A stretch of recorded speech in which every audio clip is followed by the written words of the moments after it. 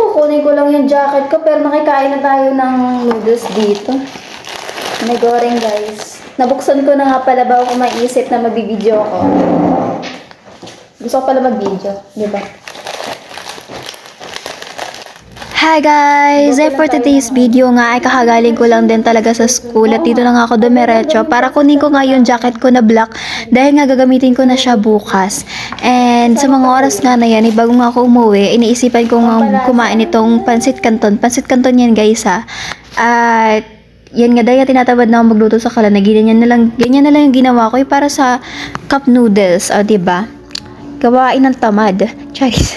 Ayan, yung ginagawa ko nga na yan, inilalagay ko na yung mga pampalasa na spicy flavor ng pansit canton natin. Inisip ko talaga na noodles to, pero pansit canton po yung niluluto natin guys ha.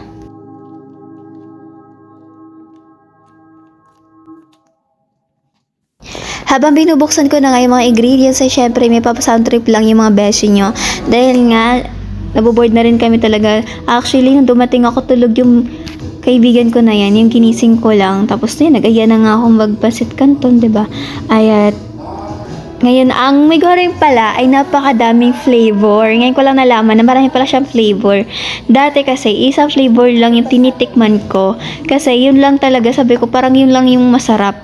Tapos, hindi ko na alam na may iba palang flavor. Yan, nag-first bite na nga ako dyan.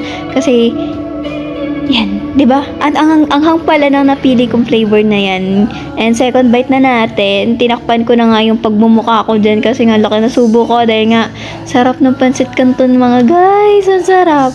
Tapos ang anghang niya, tapos pinatikim ko na nga dito sa kaibigan ko. At alam nyo ba guys, sabi niya, basic lang yung anghang at ito may reaction niya, no? Di ba? Cute. Yes. Yan. At tatatawa lang talaga ako, basic lang niya yung mga ganun. Diba? Sobrang anghang niyan. Tapos yan, sa mga oras na yan, nakakailang kain na siguro ako niyan. Pero hindi nauubos. Kasi sa totoo lang, maanghang siya. Kaya ang tagal ko siyang ubusin. Pero isang piraso lang naman na may goreng yun guys, diba? Tapos na-realize ko din na parang bet ko din magmukbang na din eh, di ba? Magmukbang na, batik mukbang content na rin ako. Kaso ang hirap ng ganun kasi hindi naman talaga tayo malakas kumain. Tapos sabi ko, mag-aaya na lang siguro ako ng malakas kumain kasama ko sa mukbang, o di ba? Tapos yun. Tapos dito nga guys, ay next song na, pumipili na kami ng kanta dyan. And guess what is the song na napili nga ni Rene? Sabi niya maganda daw yan. Tapos biglang may binabackstab na kami dyan. Charis! Binabackstab. Bulgaran talaga yung pambabackstab namin dyan. Talagang nag-mention pa kami ng pangalan, di ba? Sorry na, mali pala yung di niya nga, pinaalala ko nga ako, alam niya pa yung kanta na to. Sabi niya, hindi daw niya maano, hindi niya alam yung title, o hindi niya alam. So, hindi niya ata talaga favorite to. Mali pala ako ng pagkakilala sa tao na yun, Charis. Sa kanta lang, di ba? At sa mga oras nga na to, ay tinatapos ko na lang din talaga yung noodles ko dahil uuwi na din talaga ako. At alam nyo ba guys, ngayon din nga pala yung hiwalayan ng Katniel. O diba? Nakwento na singit ko pa yun. Ano na diba?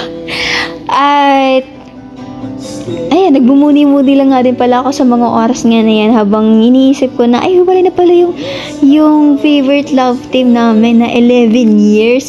Alam nyo ba guys, dati pag pinapanood namin ni Sai yung The Gangster, mga ilang siguro mga 50 times or 100 times so siguro namin inulit-ulit na panoorin yun. Mula pa kasi ng bata laging napapanood namin talaga yun, and ayun, favorite na namin yung movie na yun kahit parang hindi siya kasi nakakasawa, diba? At sa mga oras na yan, story short, nabigyan ko na ng space yung paghihiwalay nilang dalawa, o diba? Dito na nga tapos yung ating vlog for today. Bye!